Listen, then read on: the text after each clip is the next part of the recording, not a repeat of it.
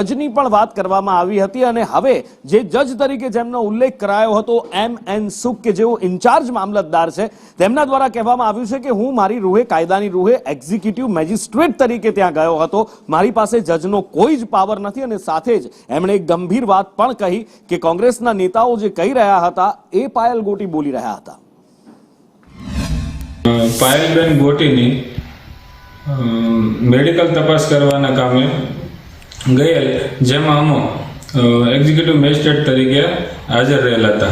પરેશભાઈ ધાનાણી ત્યાં આવેલ અને અમોને ઊભા રાખી ને પાયલબેનને બોલાવી અને અમારી સમક્ષ રજૂઆત કરવા માટે જણાવ્યા અને અમારી ઓળખ એમને જજ તરીકે આપેલ અને પાયલબેનને ગાઈડ કરી અને એમને અમારી સમક્ષ રજૂઆત કરાવી.